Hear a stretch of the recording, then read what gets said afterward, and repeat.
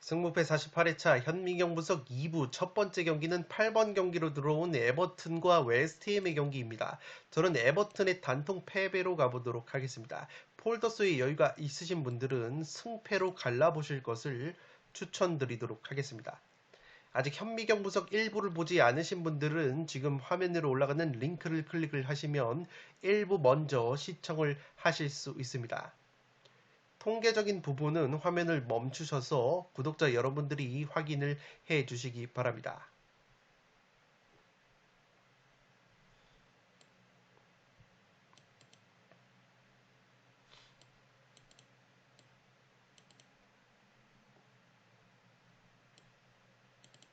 살롱 코멘트로 정리를 해드리면 에버튼 수비의 핵이라고 볼 수 있는 픽포드 골키퍼가 부상으로 빠지는 것이 굉장히 뼈아픈 전력 누수라고 보시면 되겠습니다. 지금 보시는 통계 같은 경우가 프리미어리그 선방 지표를 나타낸 통계인데 에버튼의 픽포드 골키퍼가 선방 지표 1위를 달리고 있습니다. 그만큼 에버튼 수비에 있어서 픽포드 골키퍼가 차지하는 비중이 상당한데 이 부상 여파로 한 달가량 결장이 예고가 되고 있기 때문에 에버튼이 수비력이 상당히 흔들릴 가능성이 있어 보입니다.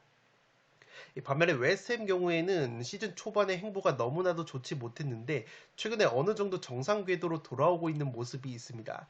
특히 프리미어리그 경기에서 빈곤한 득점력을 보여줬던 웨스트햄인데 그래도 컨퍼런스 리그를 통해서 공격 자원들의 득점력이 살아나고 있는 것은 상당히 고무적이라고 할 수 있겠습니다. 직전 실케보르 원정에서도 3골을 넣은 웨스트햄인데 최근에 컨퍼런스 리그 4경기에서 경기당 3골씩 넣으면서 총 12골을 넣었다고 보시면 되겠습니다. 물론 컨퍼런스 리그 같은 경우에는 한 수 아래 팀들을 상대하는 부분이 있지만 어쨌든 프리미어리그 경기를 앞두고 핵심 공격자원들이 계속해서 공격 포인트를 기록을 하고 있는 것은 고무적이라고 할 수 있겠습니다. 따라서 스카마카, 보웬, 포르날스, 안토니오, 벤라마, 코르네, 이 파케타 같이 전방과 2선 쪽에서 한 방을 보여줄 수 있는 퀄리티 있는 공격 자원이 많은 웨스트햄이 에버튼보다 확실히 화력적으로 우위에 설 가능성이 높아 보이지 않나 싶습니다.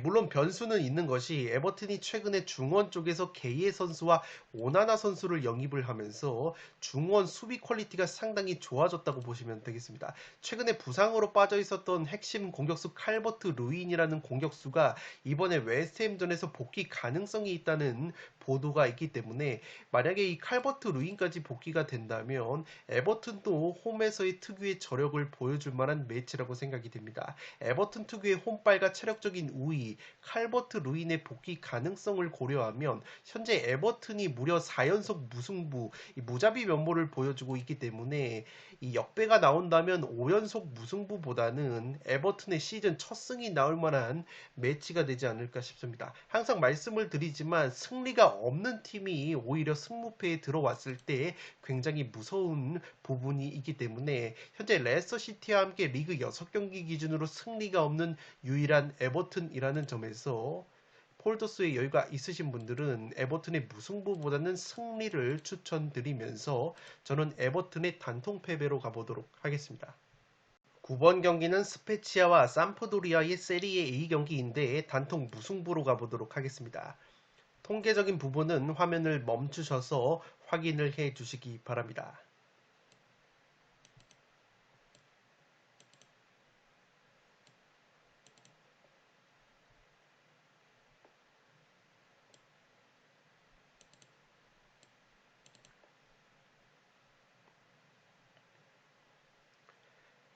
살롱 코멘트로 정리를 해드리면 어느 한쪽으로 기우는 매치는 아니라고 생각이 됩니다. 삼프도리아가 오히려 최전방 쪽에서는 카푸토, 퀄리아렐라, 두리치치 같은 네임밸류가 있는 공격 자원들의 클래스가 스페치아보다는 높은 부분이 있습니다. 다만 이 삼프도리아의 핵심 공격 자원들이 올 시즌 초반 골 결정력이 굉장히 떨어져 있다는 약점이 있고 그렇기 때문에 삼프도리아가 골 결정력에 어려움을 겪고 있다고 보시면 되겠습니다. 실제 통계적으로도 삼프도리아 삼프도리아가 오픈플레이 기대 득점이 5.37골인데 실제 득점이 3골밖에 터지지 않았기 때문에 골 결정력이 상당히 부족하다고 보시면 되겠습니다.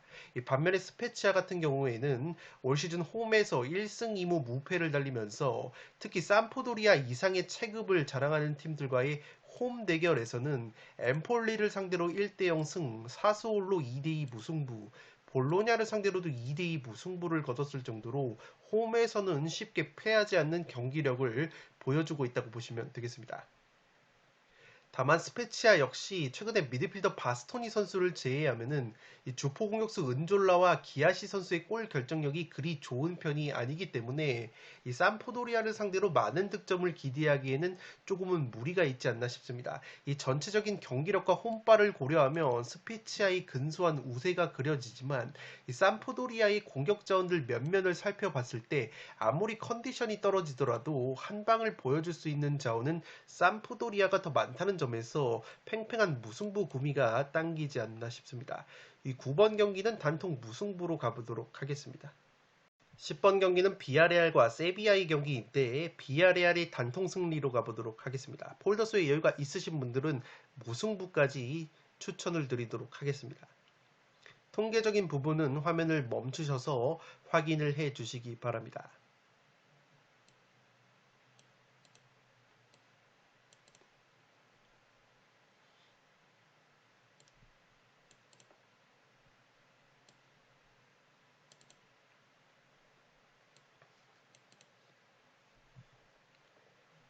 살롱 코멘트로 정리를 해드리면 양팀 올 시즌 최전방 골 결정력을 단적으로 비교했을 때 비아레알 사이드로 갈 수밖에 없는 경기라고 생각이 됩니다. 이 비아레알이 올 시즌 오픈플레이 기대 득점이 7.34골인데 실제 득점이 9골로 순도 높은 골 결정력을 보여주고 있는 반면에 세비야 같은 경우에는 오픈플레이 기대 득점이 5.57골인데 실제 득점이 5골밖에 되지 않습니다. 이 최전방 공격수 엔네시리가 6경기 무득점, 영입생 공격수 돌베르가 3경기 무득점, 라파미르가 4경기 한 골로 이 최전방 공격 자원들의 골 결정력이 너무나도 떨어져 있다고 보시면 되겠습니다. 다만 변수는 있어 보이는 것이 비아레알이 최근에 3경기 연속으로 실점을 하고 있습니다. 물론 2경기가 컨퍼런스 리그 경기였고 이 대대적인 로테이션을 가동을 한 점이 있지만 어쨌든 최근 3경기 연속 실점을 하면서 비아레알이 자랑했던 짠물 수비가 조금은 흔들리는 모습이 있고 이 세비야 같은 경우에는 공격이 여전히 문제인데 코펜하겐전에서도 0대0으로 비기면서 무득점에 그쳤습니다. 다만 고무적이라고 할 수 있는 것은 코펜하겐전 무실점 경기가 이 세비야가 기록한 시즌 첫 무실점 경기였다고 보시면 되겠습니다. 그만큼 수비력도 불안했던 세비야인데 어쨌든 코펜하겐을 상대로 시즌 첫 무실점 경기를 했다는 것은 고무적이라고 할 수 있겠고 세비야가 최근에 수비가 흔들리면서 20살의 젊은 유스 출신 수비수인 키케 살라스라는 선수를 1군으로 끌어올려서 기용을 하고 있는데 이 선수가 의외로 나쁘지 않은 수비 능력을 보여주고 있기 때문에 이 선수가 의외로 활약을 할 가능성도 조금은 있지 않나 싶습니다. 또한 비아레알이 핵심 공격수 제라르 모레노가 지난 베티스전에서 허벅지 부상을 당하면서 이번 경기 역시 결장이 유력한데 이 제라르 모레노가 빠질 경우에는 상당히 골 결정력이 어려움을 겪을 수도 있는 비아레알이라고 보시면 되겠습니다. 실제로 모레노가 빠진 이후에 베티스 원정에서 결승골을 내주고 0대1로 패배를 당했던 비아레알이기 때문에 물론 제라르 모레노 외에도 비아레알에는 모랄레스나 이 부상에서 돌아온 단주마 같은 공격 자원들이 있지만 모레노가 최전방에 있고 없고의 차이는 비아레알 또한 최전방에서 찬스 메이킹에 제동이 걸릴 수 있는 가능성이 있어 보입니다. 세비야가 최근에 경기력이 그래도 초반보다는 올라오고 있는 모습이 있고 젊은 수비수 키케 살라스의 발굴과 비아레알의 주포 제라르 모레노의 결장 등을 고려하면 양팀 최근의 팽팽한 상대 전적을 고려해 봤을 때 최대치로 끈적한 무승부는 가져가 봄직한 매치라고 생각이 됩니다. 10번 경기는 비아레알이 단통 승리로 가는데 폴더스의 여유가 있으신 분들은 무승부 정도까지 받쳐보실 것을 추천드리도록 하겠습니다. 11번 경기는 토리노와 사스올로의 세리에 A 경기인데 토리노의 단통 승리로 가보도록 하겠습니다. 이 폴더스의 여유가 있으신 분들은 무승부까지 노려볼 수 있는 매치라고 생각을 하고 있습니다. 통계적인 부분은 화면을 멈추셔서 확인을 해 주시기 바랍니다.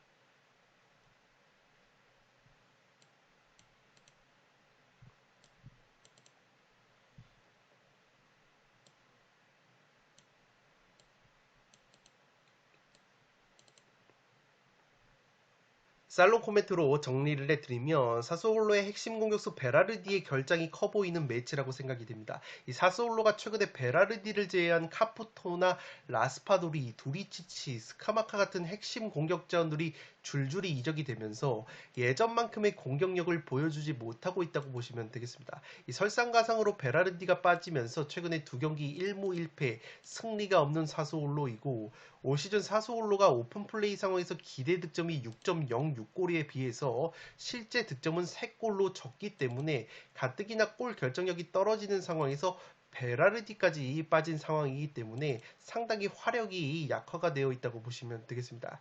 물론 엠폴리 출신의 피나몬티라는 공격수를 영입을 했지만 이 피나몬티가 사스올로에서는 6경기 1골에 그치고 있기 때문에 상당히 아쉽다고 보시면 되겠습니다. 반면에 토리노는 웨스트햄에서 영입을 한 블라시치가 전방에서 최근 리그 4경기 3골로 좋은 골 결정력을 보여주고 있고 이 사스올로보다는 준수한 골 결정력을 지표상으로도 보여주고 있다고 보시면 되겠습니다. 오픈플레이 기대 득점이 6.06골인데 실제 득점을 6골을 하고 있기 때문에 딱 기대 득점만큼의 골 결정력을 보여주고 있다고 보시면 되겠습니다. 다만 토리노가 사스올로와의 최근 맞대결에서 무승부가 상당히 많았고 토리노가 올 시즌 홈 경기에서는 아직까지 득점이 2경기 1골로 저조하다는 점은 여유가 있다면 사스올로의 무승부 정도는 함께 가져가 봄직한 매치라고 생각을 하고 있습니다. 11번 경기는 토리노의 단통 승리로 가는데 폴더스의 여유가 있으신 분들은 이 무승부까지 받쳐보실 것을 추천드리도록 하겠습니다. 12번 경기는 오사수나와 헤타페의 경기인데 승무 투폴로 가보도록 하겠습니다. 통계적인 부분은 화면을 멈추셔서 확인을 해 주시기 바랍니다.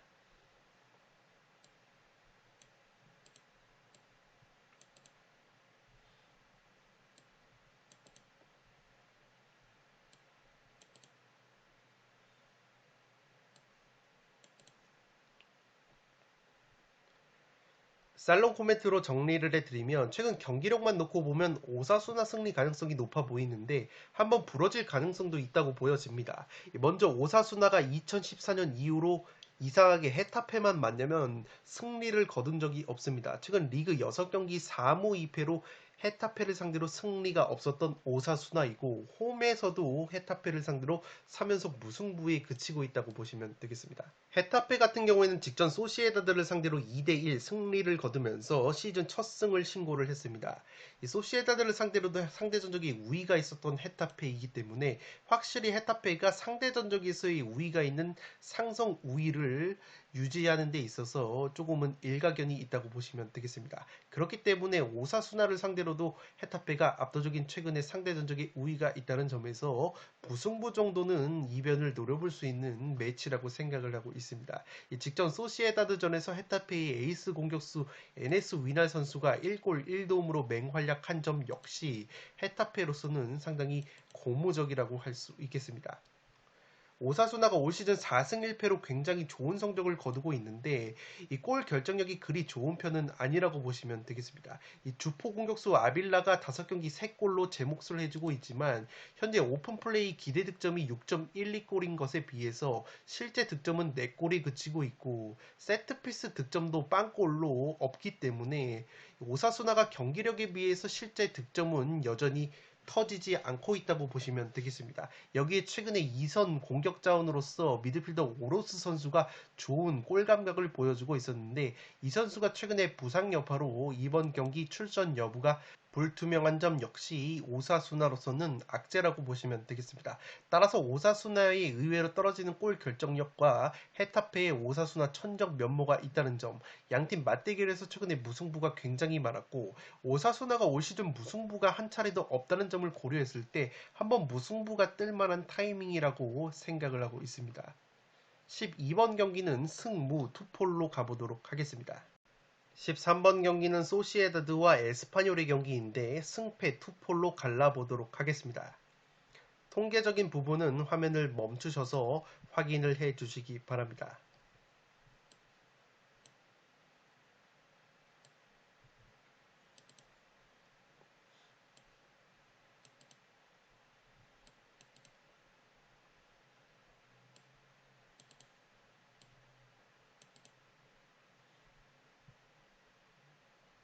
살롱 코멘트로 정리를 해드리면 이변 가능성이 꽤 있는 경기라고 생각이 됩니다. 먼저 소시에다드가 주중 유로파리그 오모니아와의 경기를 치렀기 때문에 체력적인 누수가 있고, 지난 맨유와의 유로파리그 원정 1대0 승리 이후에 헤타페전에서 1대2로 패했던 소시에다드이기 때문에 확실히 유럽 대항전 직후에 체력적인 부침이 있는 것으로 생각을 하고 있습니다. 이 소시에다드의 경우에는 라리가에서 가장 빡센 전방 압박을 펼치는 팀인데, 전방 압박 수치를 나타내는 PPDA 통계가 가장 낮게 나오고 있는 것이 바로 소시에다드라고 보시면 되겠습니다.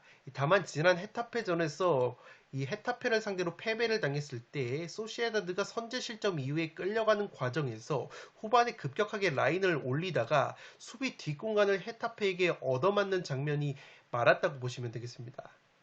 이 헤타페의 슈팅이 골대를 맞고 오프사이드로 취소가 돼서 그렇지 후반전에 최소 2골을 추가적으로 실점을 할 뻔한 장면이 있었습니다. 이렇게 소시에다드가 무리해서 압박 라인을 올릴 경우에는 수비 뒷공간이 나오는 약점이 있기 때문에 에스파뇰전에서도 무리하게 압박을 가할 경우에는 상당히 뒷공간에 대한 리스크가 클 것으로 생각을 하고 있습니다. 에스파뇰의 경우에는 전방의 장신 공격수 호셀로 선수가 빠르게 뒷공간을 침투할 수 있는 유형이 아니었기 때문에 뒷공간 침투에 강점이 있는 팀이 아니었는데, 최근에 바르셀로나 출신의 공격수 브레이스 웨이트라는 공격수가 영입이 되면서 양상이 달라졌다고 보시면 되겠습니다. 이 브레이스 웨이트가 최근에 에스파뇰 유니폼을 입고 2경기에 출전해서 2경기 연속골을 넣어주고 있고, 확실히 호셀로만 있을 때보다는 이 브레이스 웨이트가 측면이나 수비 뒷공간으로 침투를 하면서 뒷공간을 노릴 수 있게 됐다고 보시면 되겠습니다.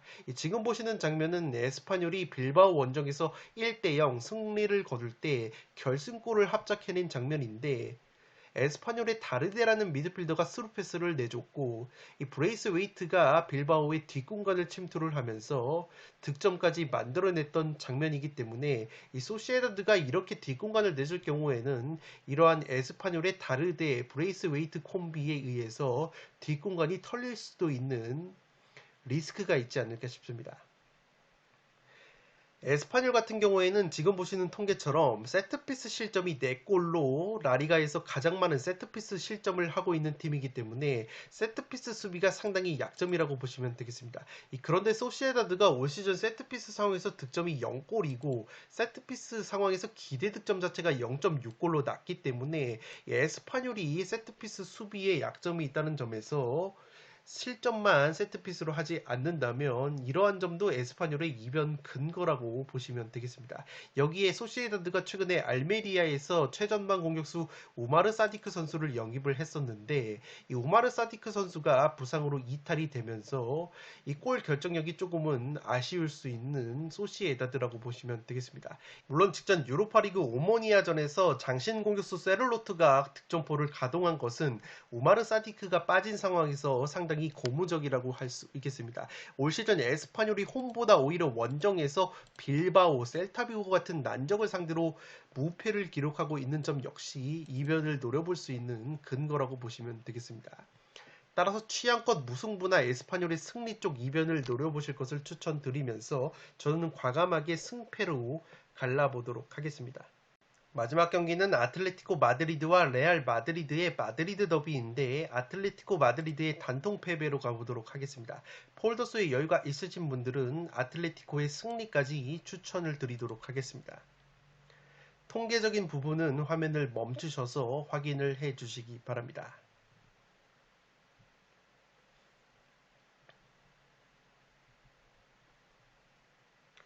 살롱 코멘트로 정리를 해드리면, 아틀레티코 마드리드가 직전 레버쿠젠 원정에서 0대2 완패를 당했을 때 상대의 측면 공격에 측면 수비가 허물어졌다고 보시면 되겠습니다. 지금 보시는 것이 레버쿠젠의 오른쪽 핵심 측면 자원들인데, 레버쿠젠이 후반전에 오른쪽 측면에 프림퐁이라는 오른쪽 윙백을 투입을 하면서 이 프림퐁 선수가 2개의 어시스트를 기록을 했고, 이 디아비라는 측면 자원이 쐐기골을 뽑아내면서 아틀레티코 마드리드를 2대 0으로 완파를 했다고 보시면 되겠습니다.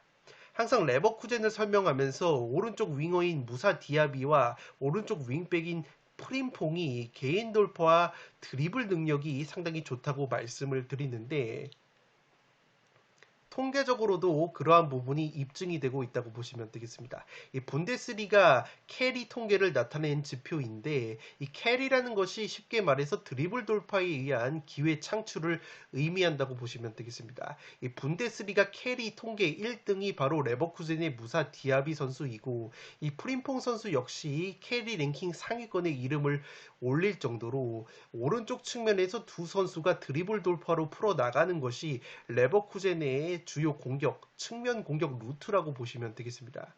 지금 보시는 장면이 아틀레티코 마드리드전 레버쿠젠의 득점 장면인데, 첫 번째 득점 장면 역시 프림퐁이 오른쪽 측면을 허물어서 컷백 크로스를 내줬고 득점에 성공하는 안드리치의 모습이라고 보시면 되겠습니다. 두 번째 쐐기골 장면 역시 역습 상황에서 오른쪽 측면을 허문 프림퐁이 왼쪽 측면으로 이동한 무사 디아비에게 크로스를 올렸고 디아비가 마무리를 하는 장면이라고 보시면 되겠습니다.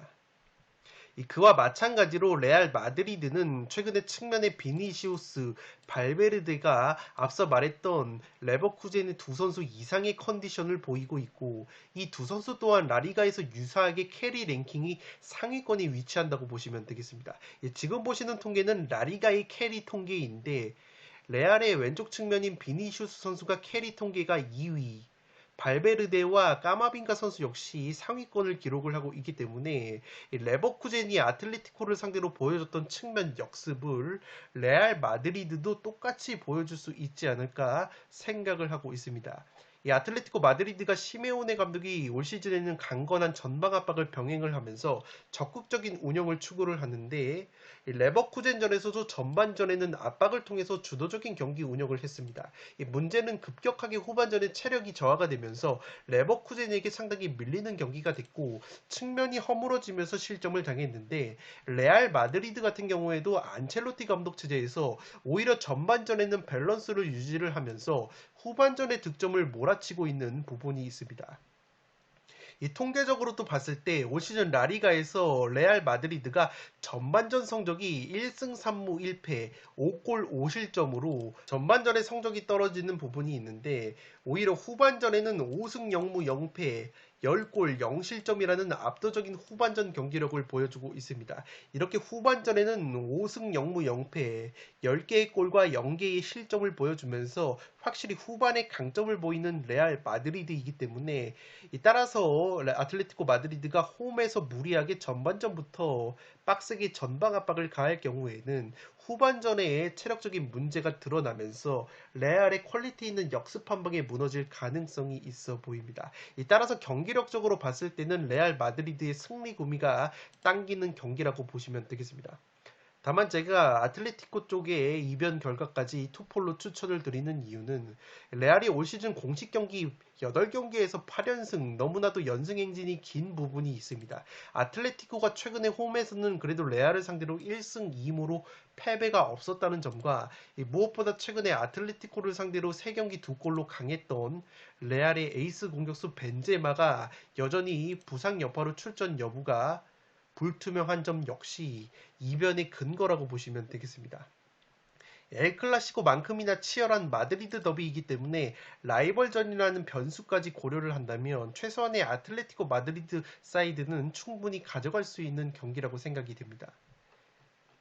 따라서 마지막 경기는 아틀레티코의 단통 패배로 가는데, 폴더스의 여유가 있으신 분들은 아틀레티코 사이드도 충분히 가져가 보실 것을 추천드리도록 하겠습니다. 네, 이것으로 6억 5천만 원이 이월된 축구토토 승무패 48회차 현미경 분석 1부와 2부 모두 마치도록 하겠습니다. 영상이 도움이 되신 분들은 좋아요와 구독 버튼을 눌러주시면 풋볼살롱 채널에 크나큰 힘이 됩니다. 구독 버튼 옆에 종 모양의 알림 설정을 해주시면 그 누구보다 빠르게 양질의 축구 승무패 프로토 관련 분석 컨텐츠를 만나보실 수 있습니다. 지금까지 풋볼 살롱이었습니다. 감사합니다.